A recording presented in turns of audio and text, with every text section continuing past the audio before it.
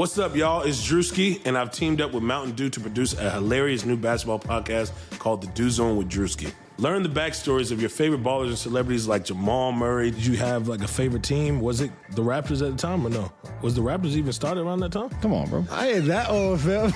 You talking like I'm 50. Taylor Rooks, Asia Wilson, and many more. You won't want to miss this. Listen to The Dew Zone with Drewski on Apple Podcasts, Spotify, and wherever you listen to podcasts.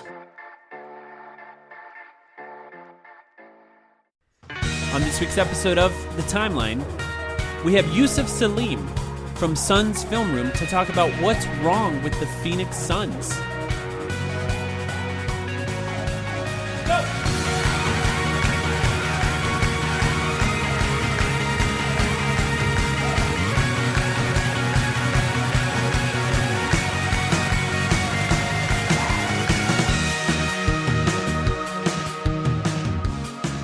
Sam, I want to start this podcast with a question to you right off the bat.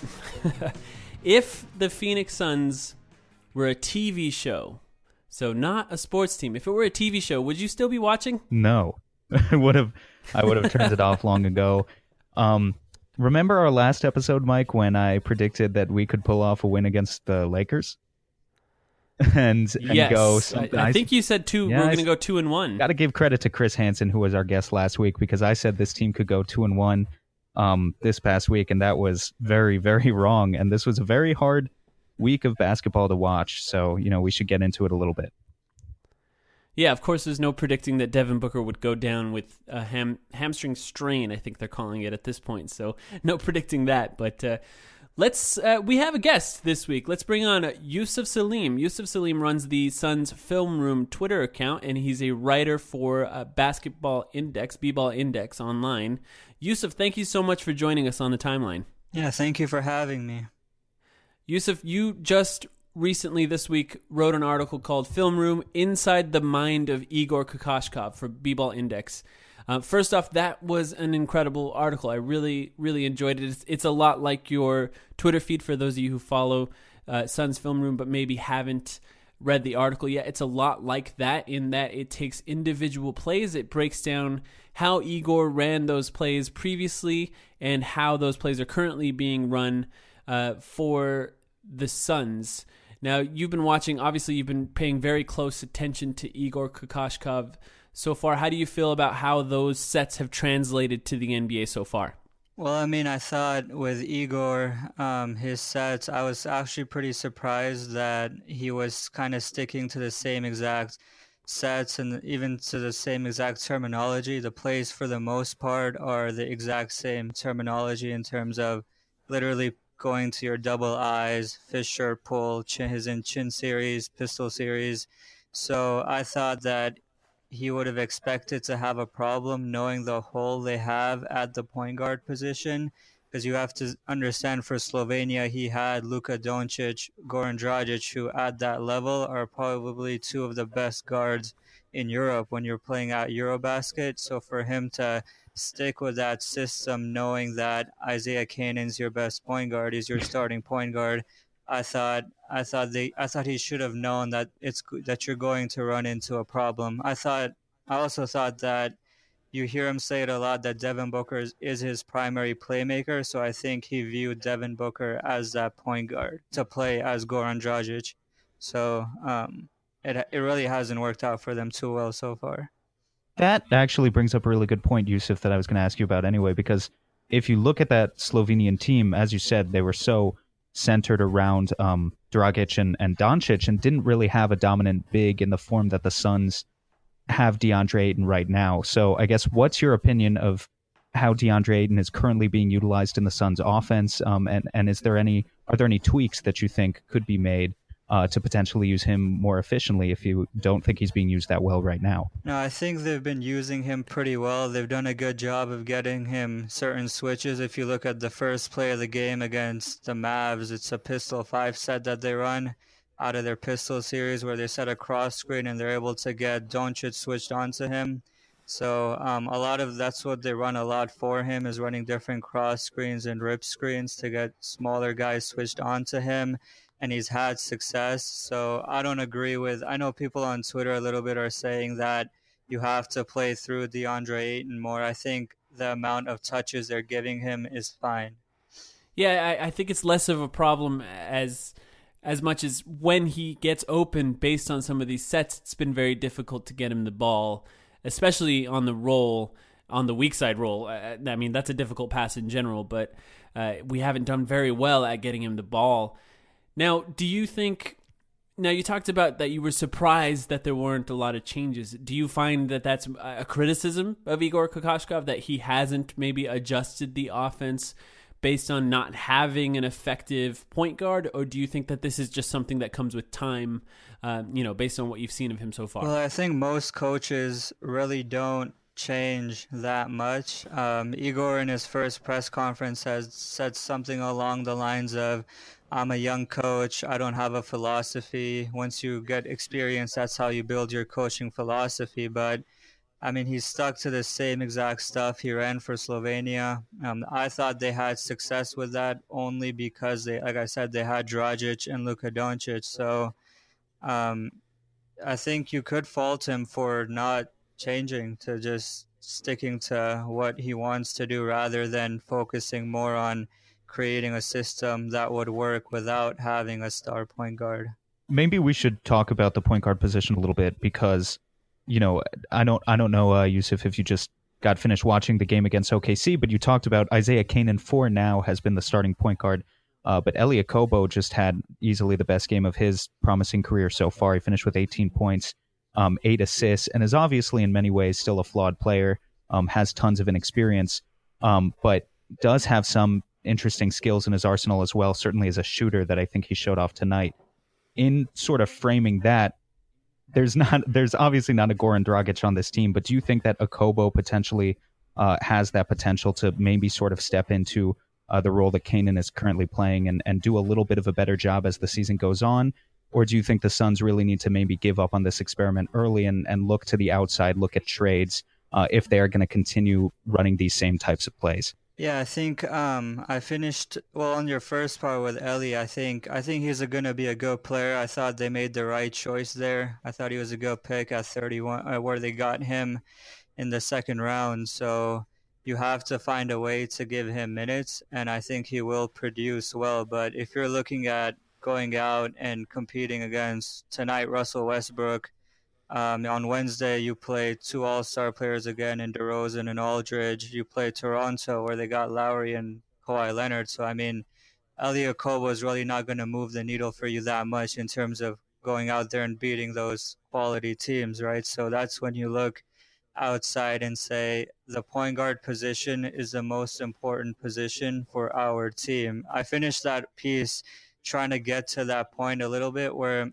the Suns really haven't had to build a roster around a system. If you look around the league, a lot of successful teams between the GM and the coach, they're all on the same page in terms of knowing this is the system we're going to run and we're going to go get players that fit that system. So I think it kind of goes back to ownership and management. If you're going to go look at a trade and knowing, can we stick with Igor for the next 3 years and invest in a point guard where you give up future first-round picks, you give up assets, and go get a Kemba Walker, go get a high-quality point guard, knowing that's the most important position in this offense, and we're going to trust Igor for the next 3 years and build around him.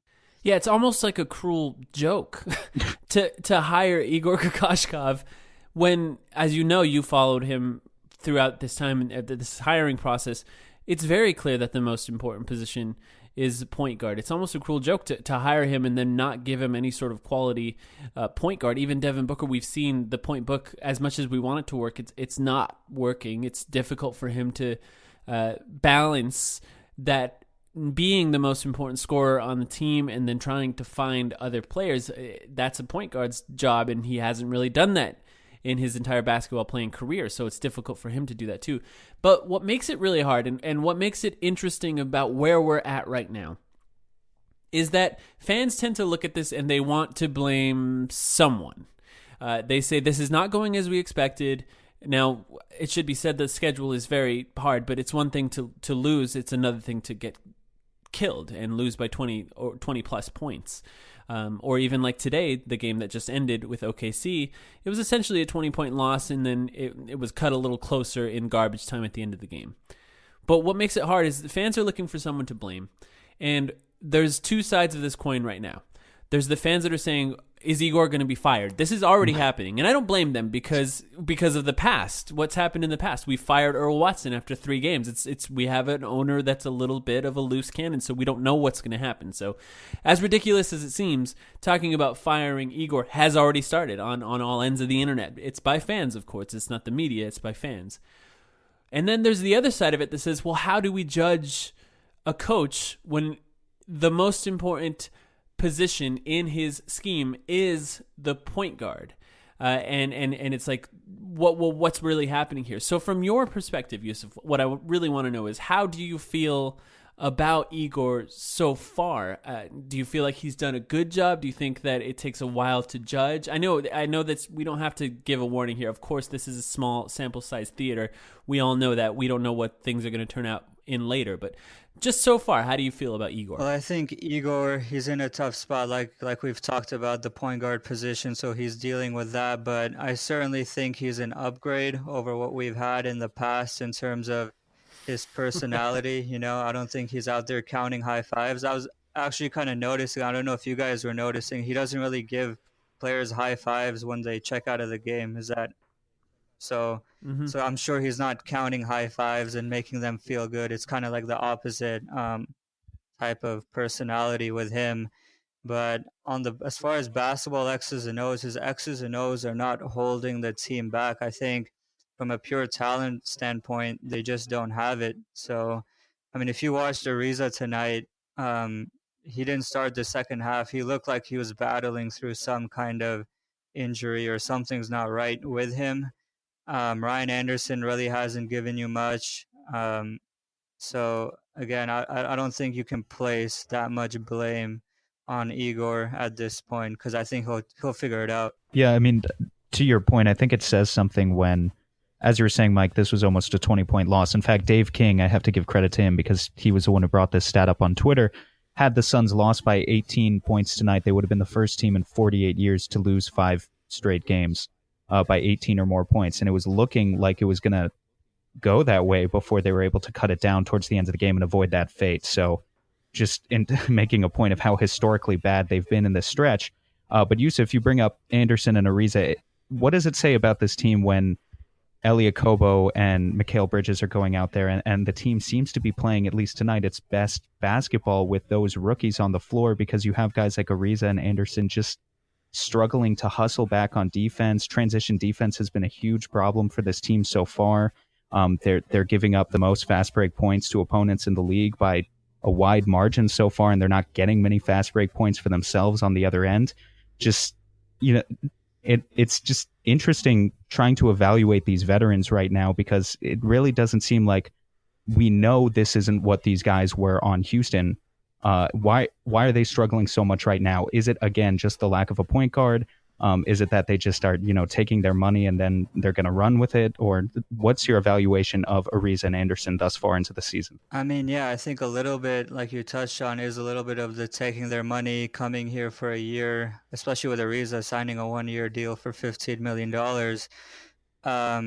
Look, he shot 42%, 43% corner threes last season for Houston. This season, at least through the first couple of games, he hadn't even made a single corner three before the Laker game, and it's not like his shooting percentages are that much higher. So when you're not shooting the ball well, that in itself just leads to poor transition defense, right? Because you're giving more chances to run out in transition. Look, if you miss a corner three, that usually leads to a transition bucket on the other end, right? So they just need to shoot the ball better in my opinion. They've had many good looks. It's not like they're taking bad shots. As far as why they're missing open shots, I don't think they could tell you why either. So now I have a couple stats I want to go over, and they're not fun. I'm going to warn you right now. And then Sam, I actually want to get your opinion on this first.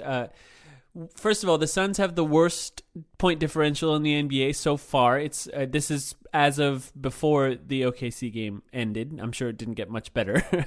We've lost by 13 or more in every game so far. That's actually worse than all of last year so far. We are 29th in turnover percentage, so almost the worst in turning the ball over. We're 27th in forcing turnovers, so not very good at turning that around on the other end of the ball. And 29th in effective field goal percentage on defense, so one of the worst defensive teams in the NBA. What I really want to talk about is how much of this should we be holding Igor Kokoshkov responsible for? How much of this falls onto the coach? Because there's a lot of it here. The effective field goal percentage is one thing. It seems like we're getting a lot of open shots. Sam, I know you had a stat that you posted on Twitter that was about assist percentages, and you sort of used that as a measurement of what Igor Kokoshkov has done so far. And I don't know if you have that stat near you. If you do, feel free to talk about it. But how do you feel about how much of this falls on Igor? Yeah, I don't have the exact stat on me, but what I can tell you is the Suns, at least going into the OKC game tonight, were first in the league in terms of percent of their field goals that were assisted, which is usually, it's not perfect, but it's a decent measurement of the Suns are getting open looks and getting good, clean looks, as Yusuf was sort of alluding to earlier, and getting more and more away from the isolation-heavy offense, the pick-and-roll offense that they were so focused on throughout the Dragic and Bledsoe years, and then certainly in the past few years with point guards like Brandon Knight, where sort of just guys creating for themselves and not really looking for others.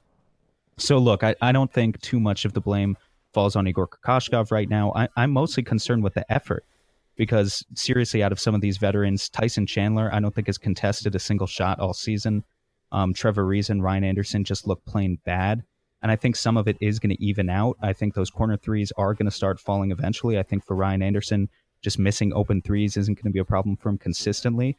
But it's just hard to explain right now why some of these guys just look so bad on the court, when I don't really think it's the system that is to blame. Well, Yusuf, do you feel the same way? Because I just wonder at what point do we start holding Igor accountable for these types of things? And I'll talk about how I feel about that after you, Yusuf. But what do you think about that? Well, I think if you were to ask a lot of the players in the locker room, like their respect level for Igor is probably higher than some of the prior coaches we've had. I'm not going to name the player, but was one conversation with a player I've had in the past towards the end of last season when we were having this same conversation about X's and O's. He straight up told me, honestly, our players are basic as shit. So now like, I mean, like, so now if I were to ask him the same question right now, I think his respect level for Igor is going to be a lot higher. Now, if your respect level for Igor is a lot higher, then why isn't the effort there, right? So a lot of the problems are pure effort, and that's what just doesn't add up, because it's not like you're playing in March and April with no reason to win. It's the first, 2 weeks of the season, right? So that just doesn't add up, the effort. That's why I think Igor's probably going to look to play the younger guys more here with Bridges and Okobo. We can certainly hope so, but I'm glad you brought that up, because this is the main thing I think we can look at. Transition defense, we're one of the worst teams of all time so far this season in transition defense. You talked about missing shots and how that creates easy transition looks for the other team. And a measurement of transition defense is a measurement of effort, because transition defense is effort. Sometimes there's a lucky run out where players are wide open, sort of cherry picking, but a lot of times it's just effort. And what I've really been thinking about lately is who should be held responsible for effort being low, especially when effort is low on young guys. Now, you talked about hopefully one of the solutions to the effort problem would be playing the young guys, and I kind of agree with that, because they're playing for their career a lot more than guys like, say, Ariza and Anderson are. It's just when you think about effort, doesn't that fall on the coach? What do you think, Sam? Yeah, I agree with you. It falls on the coach, and it falls on the veterans as well. The entire point of bringing in Kokoshkov and Ariza and Anderson was a culture reset. So I think, if these guys go out and they see Ariza and Anderson not giving a shit, and frankly, really, Ariza and Anderson, their transition defense has been absolutely putrid this entire season. Every time I look at them not get back on defense, then it's hard for the young guys to care as well. But strangely enough, just I don't have any stats on it on hand, but what the eye test is telling me from watching this last week of games is that the young guys, Bridges and Akobo, are really making good use of their minutes in terms of the effort level they do. And I don't know if that's me just hyping up the rookies a little bit too much because I want to believe, but it just looks like they're making so much more out of their minutes than the older players are.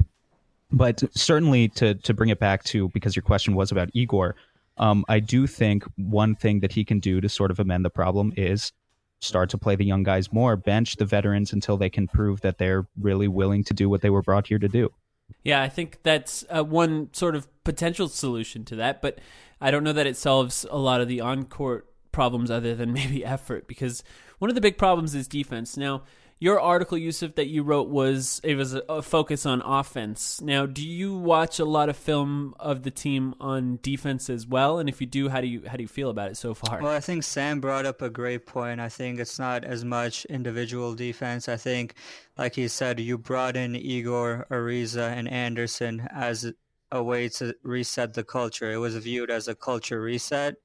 In my opinion, that was not going to happen. I think culture reset goes on ownership. In my first piece that I actually wrote for B-Ball Index, I kind of touched on that a little bit, where a lot of it's actually about the amount of money that goes into the organization. If you study a lot of the new owners in Sacramento with Vivek, where they put in a lot of money into the organization with their new arena, new practice facility. If you look at Brooklyn, when they had new ownership, Sean Marks came in there. They have a new practice facility. They put in a lot of money into player development and into a lot of resources within the organization. If you look at Milwaukee, when Mark Lazary came in there, they just built out their new practice facility. I think a lot of that is not on Igor or the players. You can have whatever coach you have, but to build that culture where guys are coming in professionally every day, you need good, veteran, older professional basketball players, and you need to spend more money into the organization. And a lot of the culture of the organization is also just pure geographic location. If you look at the Lakers, the Knicks, the Bulls, when you're a small market team, if you study Milwaukee, if you study Brooklyn's not a small market, but I think the Nets are a smaller franchise. If you look at Sacramento, they understood that and they spent a lot of money into other resources that they believe are going to translate into more wins, and I do think it will translate into more wins for them. It sounds like we need a new practice facility. Yeah, I mean, you need to spend more money into the organization, I think, if you want to change the culture. And then, look, if you're going to bring in Ariza and Anderson, I don't think, they're good players, but they're not like all-star level basketball players. So I thought the expectations on them were also a little bit too high. So, because if you look around the league, again, I just mentioned it, you play Russell Westbrook and Paul George tonight. On Wednesday, you play DeRozan and Aldridge. And then on Friday, you go play Kyle Lowry and Kawhi Leonard. So if you think adding Ariza and Anderson's going to put you on the same level as those teams, I don't really see how you're going to be right. Well, especially with how they've played so far. Because neither of those guys have really contributed on the court. It's one thing to bring any sort of veteran leadership off the court, but if Anderson can't hit a shot, Ariza can't hit a shot, and Ariza's getting beat off the dribble quite a bit, I would say, so far, it's difficult to have any sort of leadership off the court if you don't provide that on the court as well. Yeah, you're right. So I think the next move for them is to just try and find a way to get some really good players. I think a lot of their problems the past years have been they've kind of been unlucky. If you look back at the 2016 draft, you had a hole at the power forward position, so you can't really go and draft Jamal Murray. So you settle for Dragan Bender, trade for Marquise Chris. If you look at this past offseason, there's really no great point guard available that you could have traded for. There wasn't a disgruntled Kyrie Irving. If you look back at the year before, I think a lot of the problem was they had Eric Bledsoe and they just viewed him and that he'll stay. And then as soon as he leaves, you just have a gigantic problem. So Yeah, all valid points. I mean, frankly, at this point, I would still be happy just with a Patrick Beverley or Spencer Dinwiddie that we've been talking about for weeks and weeks. But if you really want to go out there and acquire a good player, which it sounds like you do at the point guard position, then we have to bring up the old conversation that we talk about all the time, which is what players on this team are viewed as valuable. Does it cost Josh Jackson? Does it cost TJ Warren? Does it cost how many future first round picks? What is even the value of a guy like Josh Jackson right now, given his start? We haven't talked about him at all at this point. Those are all questions that we would need to think about if we're going to go and make a push for an all-star caliber point guard. Yeah, I mean, I don't think Josh Jackson can get you a first round pick. So he doesn't have that kind of value where you got a first round pick for Eric Bledsoe. So at this point, if you're not going to get a first round pick for him, I don't think you're going to get like a super quality player for him. So you might as well just keep him and see if something clicks for him. Before the draft, I wasn't particularly too high on Josh Jackson because, again, I think a lot of building a team goes back to getting certain guys that you can just tell are super professional. If you look at Jason Tatum, Devin Booker, kind of see it with DeAndre Ayton a little bit. One reason for that, if you really want to get into that topic, is their parents. Their dad was a professional basketball player. Jason Tatum, Devin Booker. If you look at Steph Curry, Ben Simmons, Klay Thompson. So I think they just need to try and bring in more professional basketball players. I don't think Josh Jackson really showed that from day one. And other teams around the league, I don't think are super high on him. That being said, if you look at certain players that the Suns just let go, and Alex Len, Derrick Jones Jr., those guys are playing better than what they did for the Suns. And that, again, goes back to the culture of the entire organization. Yeah, I actually tweeted recently asking if Suns fans would trade Josh Jackson for Markelle Fultz. And I thought it was an interesting conversation because they're both very similar in that they're very highly projected guys who just haven't figured it out for one reason or another, and that reason is probably shooting more than anything else. A working jump shot on either of those guys changes a lot. And the question was just sort of a hypothetical question to gauge how Suns fans felt about Josh Jackson's trade value, basically. How valuable would he be on the trade market? And the majority of Suns fans said no, they wouldn't do that. And and I think it's because they view Josh Jackson as more valuable than Markelle Fultz. But I do kind of wonder, is that why do they do that? I haven't seen anything from Josh Jackson so far that really shows that. But I do want to sort of transition the conversation into the lineups question, because a lot of the conversation and criticism that the team has taken over the course of these terrible last 5 games has been focused on the lineups that Igor Kokoshkov has been playing so far. So we've seen a lot of Ariza, we've seen a lot of Anderson, we've seen a lot of Tyson Chandler. We haven't seen any DeAnthony Melton. We've seen very little Elie Okobo until the last 2 games. And we've seen not a lot of Mikal Bridges and basically no Rashawn Holmes unless it's in garbage time. Now, it's a little frustrating to watch, and I understand why a lot of Suns fans have been frustrated, because when you're getting killed, it'd be nice to see some young guys play some minutes, because if you're just watching veterans who are probably not going to be on the team as early as next year, what's the point of watching these guys just sort of flail in these games? Yusuf, how have you felt about the lineups that Igor Kokoshkov has played so far? Do you find it odd, or do you think it's just beginning of the year playing the veterans until you kind of figure it out? Well, I don't think he really expected that they would be the first team in the last 48 years to lose 5 games in a row by like 20 points, right? So I thought his idea was, if we play these vets, obviously Booker got hurt, but with Booker, we can compete. I mean, I thought the same. I mean, I certainly didn't think they'll lose every single game by 20 points. So I thought that was part of the reason. But I personally am not that high on Mikal Bridges going back before the draft, before he was a Phoenix Sun.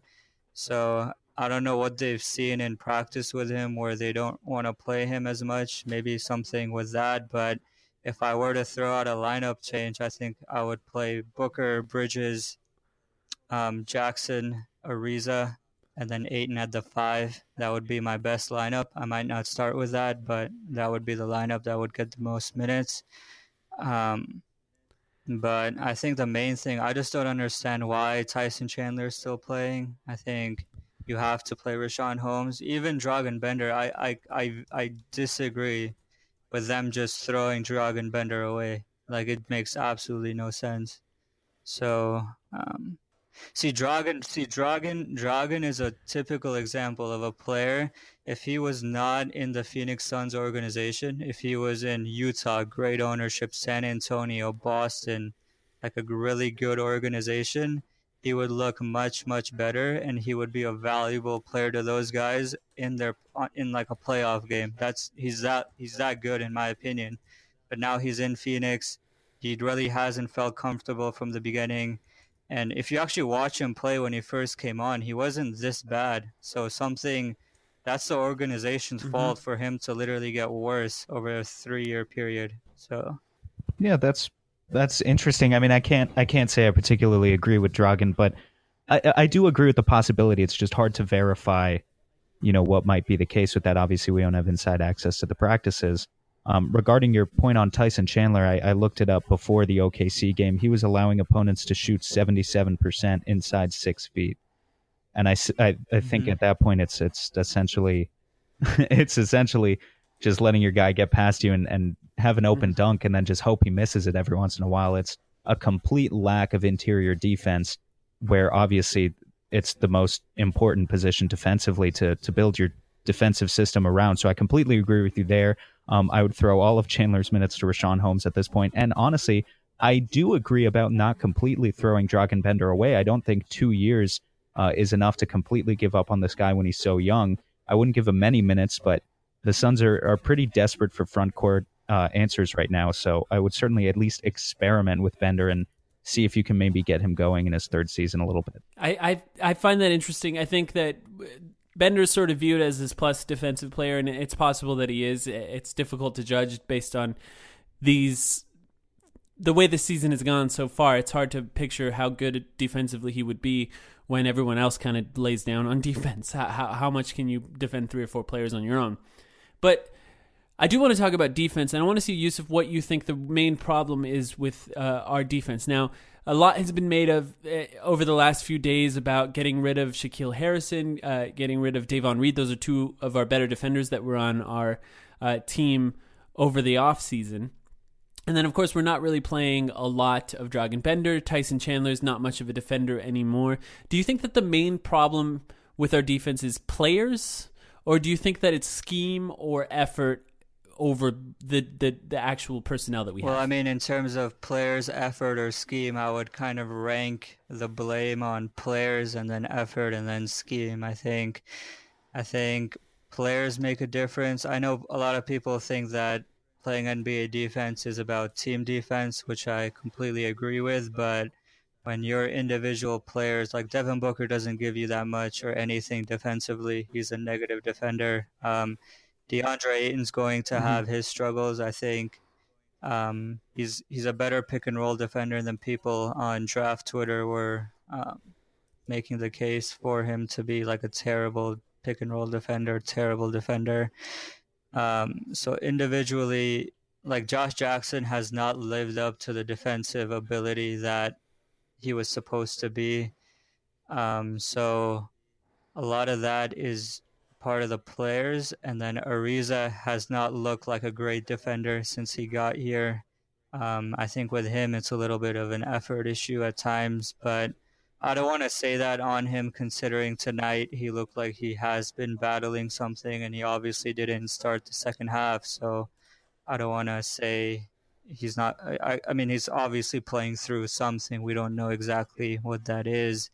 And then Anderson's not a plus defender at all. Tyson Chandler's not a plus defender at all. Isaiah Kanan actually, I think, is a decent defender. Again, it goes back to the culture of the organization. If you look around the league, the way they scout teams and the way that they know other teams' sets and what they're running, and everybody on the court knows what's coming. You just don't see that with the Suns the last couple years. For example, if the Suns run, say they run double eyes or they run Fisher pull, you'll see the entire team's assistant coaches get up. They'll call out the set. You'll see a couple players on the team call out the set, and they'll have it all scouted out in terms of what they want to do defensively. That, I don't know if you, I guess you put that on the coaching staff, I guess, but that's also a problem of playing super young players who aren't used to those types of things. If you study the Denver game, Gary Harris was almost calling out every single set the Suns are running. There's certain guys around the league that they just know because they watch so much film and they go through it so well. Bradley Beal in Washington, we're going to play them coming up. See it with Kyle Lowry on Friday. He's one of the best at it. Patrick Beverly. So the Suns really don't have that defensive anchor. I'm not talking about like a DeAndre Ayton defensive anchor. I'm talking about a guy that like puts everybody on the same page. Isaiah's actually been trying to do that a little bit, where you see him trying to call out sets and whatever, but I think it's just so difficult when you have younger players, and it's not like the culture of the organization is just not as professional as other teams, and I guess that's on ownership or whatever. I mean, I don't know why they're not as professional as other teams. That's really interesting. The lineup that you brought up earlier, you talked about Josh Jackson being in maybe the best lineup that you sort of came up with for the team. So I want to do a little small sample size theater again, because it's hard to judge a lot so far, but I was just sort of sifting through some stats on and off the court. So Josh Jackson on and off. So when Josh Jackson is on the court, we have a negative differential of negative 9.1. No surprise there, being that we've lost every game but one. With Josh Jackson off the court, our negative differential is actually 18.9. So it's much worse. And if you actually factor in lineups where Josh Jackson's on the court and DeAndre Ayton's on the court, it actually goes to a positive differential of 6.4. So it's been really difficult to watch Josh Jackson so far, in that it's been pretty bad. Let's just say that. It's been pretty bad. But sort of when you dig into it a little more, maybe he's providing something that is more difficult to see in the regular sort of box score. Maybe it's more these differential stats that you can kind of see it. How do you feel? Now, obviously, Ayton is a big factor in all of these lineups. If you factor Ayton into a lot of these lineups, the differential changes drastically. But just focus on Josh Jackson so far. Yusuf, how do you feel about how he's played so far within Igor's system? Well, I feel like he hasn't really taken a jump forward. Again, I think it goes back to, again, the culture of the organization. If Josh Jackson right now was in Boston or in San Antonio and Utah, he would be a much better basketball player. He would look like a much better basketball player. Igor, he's not a great fit in the offense in terms of, I think Josh needs plays called for him where you run a certain zipper set to get him isolated from the center of the floor. You run a cross screen for him to get a touch on the left or right block, get him a post touch. I think he struggles attacking closeouts. He can't really shoot. He's not confident with his jump shot. I know he's changed it a little bit, but he doesn't really excel playing in an off-ball role as a three, and he can't play point guard like a Ben Simmons or Giannis. So now he's kind of just like stuck in this weird position. If you study a lot of the great players that have come through the draft, the first thing I look at personally is their ability to attack a closeout with a one dribble pull-up or a two dribble pull-up. Josh Jackson doesn't have either. Dragan Bender doesn't have either. Mikal Bridges at Villanova didn't have either. If you look at Kevin Knox, Devin Booker, Jason Tatum, Klay Thompson, those guys are automatic attacking a closeout with a one or two dribble pull-up. So that's why I'm personally not as high on Mikal Bridges as other people. I think Josh, that's the same problem he's kind of ran into, is he can't play as a spot-up shooter because he can't shoot, and then he can't attack a closeout with a mid-range jumper, so he just attacks the rim, and then that isn't really working out for him. So and you can't play him on ball at the point guard position. They tried doing that a little bit, but it's just not going to work out. So that's why he's kind of in a weird spot in his NBA career, where I think you need to run plays for him, and Igor's not going to run plays for him. So that's a problem. I guess if you're going to knock Igor for that, you could knock Igor for that. So. Yeah, well, I agree with you, Yusuf. And for the record, Josh has 13 assists, 23 turnovers right now after this game as we're talking about it. So clearly the point guard role isn't going to work for him. And the playmaking, he's shown flashes of playmaking in the past. He's shown flashes of good chemistry, throwing loves to DeAndre Ayton in the past. But overall, very clearly, here's the thing about Josh, you don't want to make him a high usage player. And I agree with you exactly. It's very hard to figure out exactly what he is on offense right now, but sort of the one thing going for him in favor of the case for Josh Jackson is that we really haven't seen him play with Devin Booker a lot yet. We've only seen a few games of it. And so I'd like to put Josh somehow into that starting lineup with Devin Booker, with DeAndre Ayton, force him into as low a usage rate as you possibly can, sort of where he's just focused on making smart cuts and not over dribbling to the extent possible and focusing his energy into defense and really seeing what that can maybe produce out of him on both ends, offensively and defensively. Don't think he's going to become a great shooter right away just because you do that, but I do think he'd be able to get some cleaner looks and hopefully just give better production than we're seeing out of him right now. So Josh Jackson and Devin Booker have played 200 possessions on the court together so far, and they're at a positive 2.4 differential. So they've played minutes, but not a lot. I think you're right about that. 200 possessions this deep into the season is actually not that many. You would think it would be more at this point, but with Devin Booker being out, that I'm sure that's part of the reason. But also Devin Booker starts, Josh comes off the bench. So there's that. A couple of other Jackson stats, because I've been very frustrated with Jackson. I actually texted Sam after the last game and said I was going to pull some net rating stats, and I thought they were going to be much worse for Josh Jackson.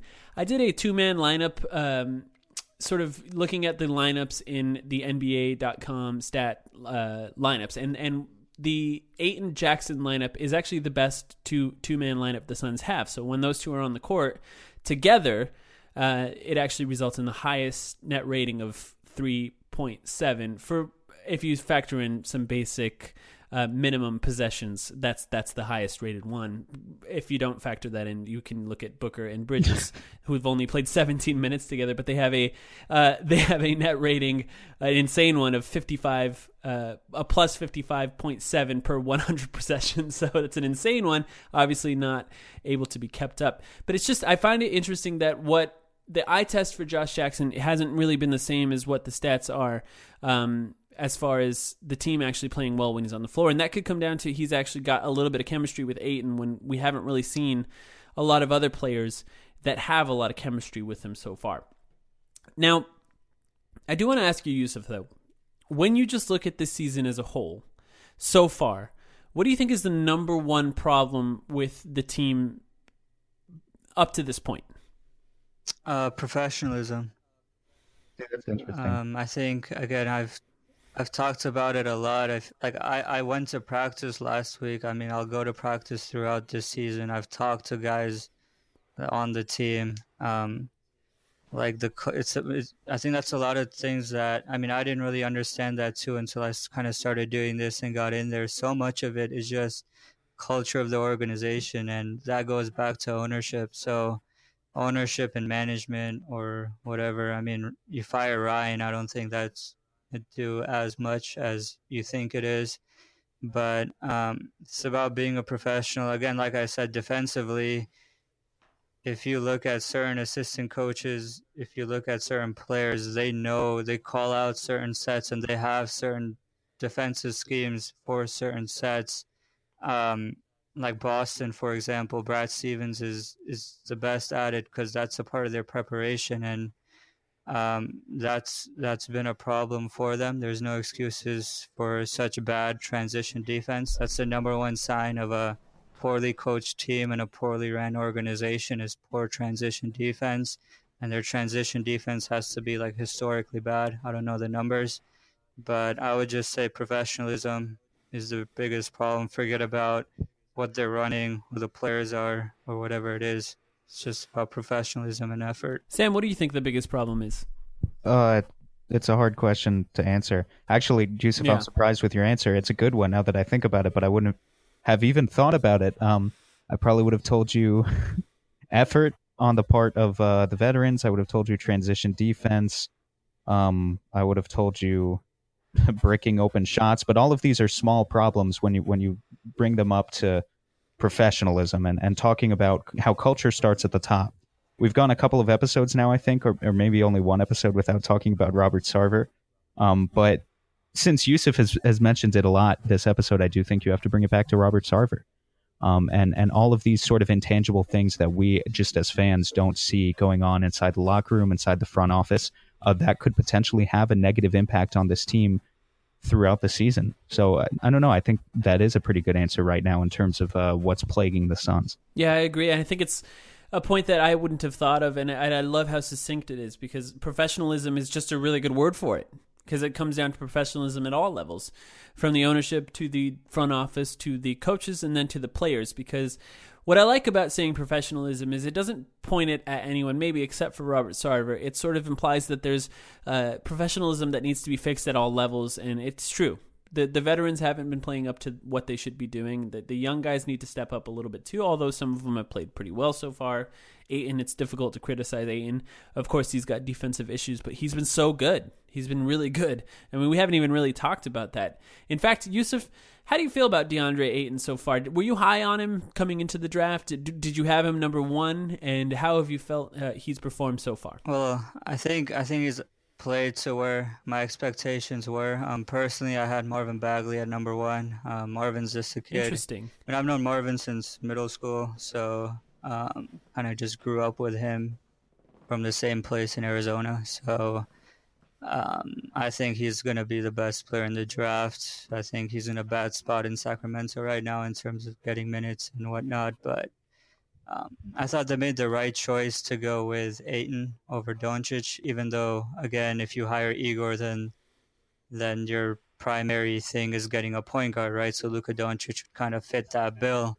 But I think when you look around at a lot of the top young bigs in the NBA in terms of Anthony Davis, JoJo Embiid, whoever, Boogie Cousins when he was in Sacramento, none of those guys really got to play with an all-star level 2 guard. I think when you have an all-star level 2 guard at that age, and then you have, I think DeAndre is going to be an all-star as well. So that's something that's very special and kind of rare, because that for some reason it just doesn't happen where you have both of that combination. It's kind of easier to get the guard, and it's kind of easier to get the Doncic Booker combination where you have the 2 guards rather than to get the guard and big combination. So that's why I kind of was on getting Ayton more than Doncic. So yeah, he's been really good. And when you look at all the lineup stats that I've been digging into, he's the common thread with a lot of our best lineups. And I've even seen some fans sort of turning on it and saying, well, this might just be Ayton's team in the future. You know, he might even be better than Booker at this point or in the future, maybe not right now, because of the potential and how well he's played just right out of the gates. And I understand saying that, because Booker didn't start like this. I mean, that's one way to say it. And of course, Booker's improved drastically year over year. So we'll see how that sort of fares out for DeAndre Ayton in the future. Well, the one thing with DeAndre, if you're going to get on him this season, is that the big game against the Warriors, he kind of looked sped up. He didn't play like he plays as well in garbage time. The Nuggets game, Jokic gave it to him. The Lakers game, he looked sped up a little bit. Other than the first game, like, he's getting stats in garbage time for the most part, which I guess really isn't his fault considering they get down by 20 at the end of the first quarter. But like, I'm saying, like, when there's actual like play time, and which is understandable, he's a rookie, he's going to look sped up a little bit, but you can obviously see that he's going to be an all-star center in the league. Absolutely. Now, you talked about professionalism. Now, it's hard to change that. And if it does change, it's going to take probably longer than just this year. And it might even take until Robert Sarver sells the team, as far as we know. We've had the conversation in the past. Is it possible for an ownership group to get better? We don't know. I mean, there's no real answer to that. We haven't really seen it yet, so it doesn't seem to be pointing towards yes. So it's difficult to say how that's going to get fixed. But what can be fixed is adjustments can be made right now. The next games, we talked about it, Spurs, rivalry game coming up on Wednesday. At least in the past, it was a rivalry game. It hasn't really been that in years. Raptors soon, we'll get Kawhi Leonard. So we dodge Kawhi Leonard on the Spurs, but we get him against the Raptors. And then, of course, the Grizzlies beat us by 20 points. That's next Sunday. So who knows? That Grizzlies game could be another difficult game for us. Adjustments can be made before Wednesday. We have some time. I imagine there's going to be at least one, maybe two practices between now and then. So adjustments definitely can be made. Now, if you were looking for a specific adjustment to be made on the court, Yusuf, what would you want it to be at this point going into that Spurs game? Well, I think with Isaiah's ankle, I think I would start, it depends on Booker's availability, but I would start Booker and Bridges, play them together, and then play Josh in the starting lineup as well with Ariza and Ayton. And then I would not play. I would give a DNP CD to Tyson Chandler and then go with Rashawn Holmes. They're not going to play Dragan Bender, but I would play Bender over Holmes, but that's not going to happen. So, but as far as as far as the X's and O's, you can't really change anything too crazy at this point, so you have to stick with what you installed through training camp. I think your play calls at certain points in the game can get better. I actually think they can have some success against San Antonio, considering Bryn Forbes is in their smaller guard. If you look at Booker, he does well against, if you're able to get him onto a smaller guard, like with Dallas, with Jalen Brunson. They kind of gave Jalen Brunson a welcome to the league that first game, and that was a great job by Igor. I pointed it out in that piece where he ran a set called Fish Shirt Pull, where they were able to get Booker switched on to Brunson. At that point, it was a 5-point game with 4 minutes left. It's not like they were up by 20 at that point. So Igor has a good understanding of what to call at certain points. I know Booker said that as well with his certain counters that he runs. I think that's one bright spot with Igor that can help them throughout the season, is he sees the game really well. It's just that they get down by 20 before the game even starts almost. So you just need to stay in the game. And that's about turnovers, transition defense. I think having Devin Booker come back into the lineup will have a big impact. So, Sam, do you agree with that? Or do you have any specific adjustments that you'd like to see? I love the idea of Booker start. I mean, you might as well start Booker at point guard at this point. Maybe Elie Okobo sneaks his way into that starting lineup after the last few games as well. If Booker plays or not, that would be kind of nice to see. We haven't seen a lot of Elie Okobo, Devin Booker minutes together, but do you have anything you're going to be looking out for, Sam? Yeah, well, I mean, just a couple of similarities, a couple of differences. I first of all agree, bench Chandler, play Holmes, maybe even a little bit of Bender. Right. I think the other interesting thing at this point, first of all, I would probably start by starting a Kobo over Kanan, and not be so quick to throw Booker into the point guard role if we can avoid it, and roll with a starting five of a Kobo, Booker, Ariza. Here's the interesting thing: you could go a couple of different ways. On the one hand, I said I wanted Josh Jackson in the starting five so he could play a lower usage role and really get more minutes with Devin Booker and DeAndre Ayton. On the other hand, TJ Warren, I think, is at this point making a decent case where maybe you could start him as a small ball four over Ryan Anderson. I think it depends on if over the course of the next 5 or 10 games, this 3-point shooting of his turns out to be the real deal or not, because he made another 2 threes tonight on, I believe, 4 attempts. And his shot form does look a lot better. I know one of the things you were talking about in your article, Yusuf, was, for instance, when Igor calls out things like the zero set that he does and looks for to get shots open for a guy like Ryan Anderson that way. Maybe TJ can get to the point where he's a consistent enough shooter where you can run those same sorts of sets and even get him to be the floor spacing guy on the court. I know it's so ridiculous for me to be saying this right now, true. But the thing is, Ryan gives you so little else on the court that I would just like to believe if TJ's shooting can be consistent for the next 10 games or so, that you could put him in that role and he would no longer have to just be exclusively a sixth-man guy, and because he can give you a little bit more of a all-around offensive game. But that might be a little bit too optimistic on my end. I don't know. Yeah, I agree with you with Warren. I think he and Booker have played together in the past, whereas a lot of these guys have never even played together before. So having that chemistry certainly helps, and specifically with that zero set, for Slovenia, Igor usually ran smaller guys that can attack and they can give you more than just spot up shooting. So again, it goes back to, but he's not running that same set for Josh Jackson, right? So that's when I go back to, if you really want Josh Jackson to take a step forward, you need to run plays for him. You can't just have him camping out and attacking closeouts. I mean, it just hasn't worked. It's not going to work. So that's why I kind of agree furthermore with your point that TJ should start. Maybe if you play Josh Jackson off the bench and run some plays for him, see what he can give you. You have to change it up. Yeah, I completely agree with that as well. Now, going into this week, I just get a quick prediction from each of you. I know it's not easy to do.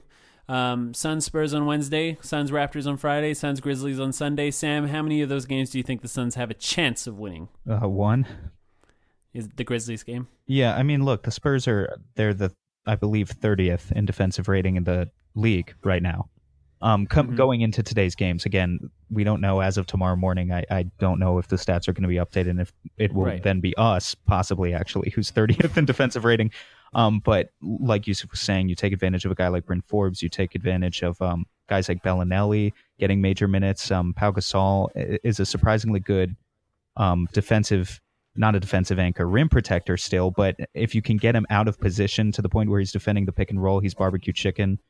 And they've got other guys on that team as well. DeMar DeRozan is not a plus defender. I don't believe Rudy Gay is a plus defender.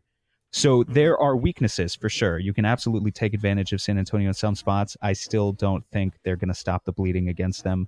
And so I would just like to see them eke out a 1-2 record this week. Yusuf, how do you feel about it? I think they beat San Antonio, lose to Toronto and Memphis.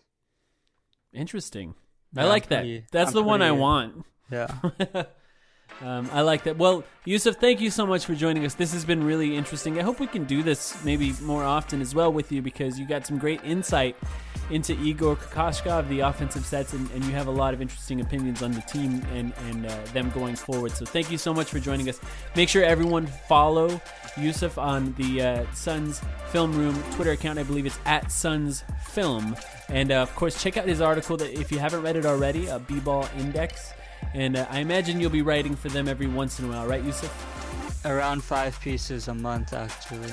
Oh, wow. You're going to do a lot. That's really But great. they're I'm not going to be as like film heavy. They're going to be like observations and stuff. Awesome. Well, thank you so much for joining us. This has been really great. Yeah, thank you for having me.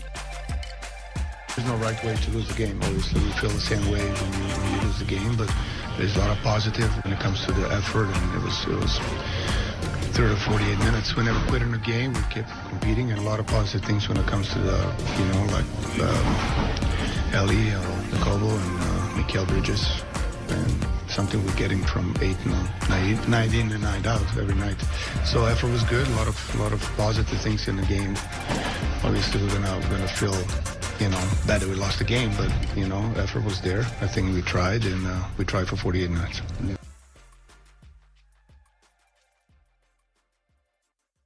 Hey, Tim Tompkins here from the Sun Solar Panel Podcast. So you just got done listening to the Timeline Podcast. Mike and Sam do a great job. I listen to every single episode. And if you're like me, you want even more Suns content. So since you've wrapped up this episode of the Timeline, head on over and subscribe to the Sun Solar Panel Podcast. Chances are we have a new episode that you will enjoy. The Sun Solar Panel Podcast, available on iTunes, Google Play, and basically anywhere you listen to podcasts. Sugar Ray Leonard, Roberto Duran, Marvelous Marvin Hagler, and Thomas Hearns. Legends, whose four-way rivalry defined one of the greatest eras in boxing history. Relive their decade of dominance in the new Showtime sports documentary, The Kings, a 4-part series premiering Sunday, June 6th, only on Showtime.